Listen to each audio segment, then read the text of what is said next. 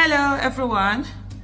Oh my goodness, I just can't believe that I'm doing a video like this. It's so irritating, it's so annoying, it's in short, I'm embarrassed on their behalf. I don't know what's wrong with PDP supporters, and if the party is involved in this, it will be absolutely shameful, honestly. The other time, it was my video that they took, and a video that I had done about Edo, and you know, Edo people are intelligent, whatever. They cut out some parts where I had mentioned Olumide Akpata, and then, you know, put their own this thing and said that, oh, it's for their candidates in PDP. I had to come out to do a video on that and say, look, why are you guys so shameless? Why are you doing this all the time?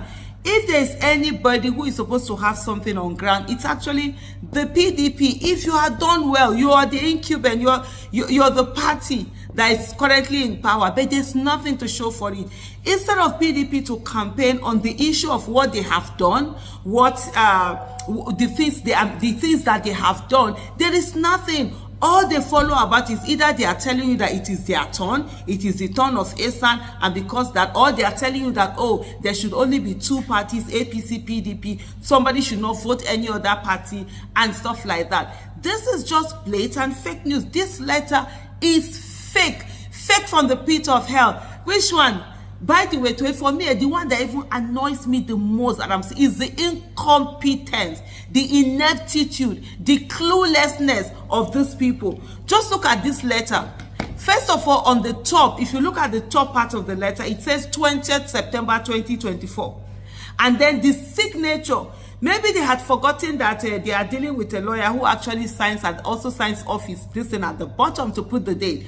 At the bottom, I'm sure they lifted sort of like something he had done before. They forgot that the date was July 29, 2024. So in what word does somebody write a letter in September but is signed and dated in July? Tell me. If it's not lies from the pit of hell. I just don't understand all of this thing. Politics is politics. Go and campaign to the people. Go and meet the people. Why are you crying? You are insulting people every day. In short, on this Edo election, I have deliberately refused to engage people, because for me, I don't have time with you. Support whichever candidate you support. They've brought all sorts of things. They called my name into all sorts of things. I just say, well, on this whole Edo election, I'm just going to stay focused on one thing, campaigning for Olumide Akpata, and that's it.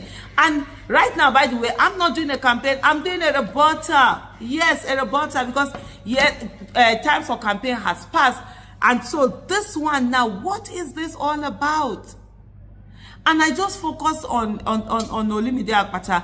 It is after I do election that I will really see that all that nonsense and rubbish that people were talking about, using my name and whatever, oh, Aisha did this, Aisha did that, I just kept quiet. But to come now, on the eve of election, to come and bring out a letter that is fake and say that, oh, he has stepped down just for you, just for you to send what message? How can you be so underhanded? How can you be so... I'm just looking for the correct word to actually use, so disingenuous, so, you know, slimy. Yes, that was so slimy, so criminal-minded, that this is the thing that you think you're going to use to be able to get a vote. You people, focus on your candidate, sell your candidate, come out and do. You will either insult, you know, Labour Party people, they don't have a right, Olumide doesn't have a right to come and campaign, that's what you feel. What the heck? And yet you say that he doesn't, because no, he's a Benin man, he's this, is that. We are looking for good governance. We are looking for let Edo people enjoy. That's it. Why are you putting this out here? Why is this something that is out here right now? And you can't even do it very well. For me, that's the one that annoys me the most. Please, campaign has passed anyways. You just sit down, nothing. It's just all about, oh, sense of entitlement. That has to stop. Definitely. It's so annoying. It's so shameless. It's so mind-boggling. Like I said earlier, for me, the worst part of it all is the lack of competence. You couldn't even change the dates.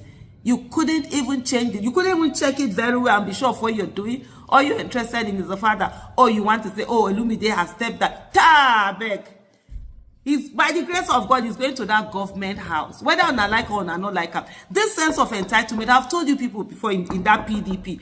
If you don't take time, 50 years of wilderness, that's what you're going to have. Because you're arrogant, you've refused to accept that you had a problem, you've refused to accept that you did not do the right things that are supposed to be done. If you had projects that you could come out and tell Edo people that these are the things that you've done, will you be here writing letter for crying out loud, fake letter that you cannot even do it very well? It shows the lack of competence we always talk about.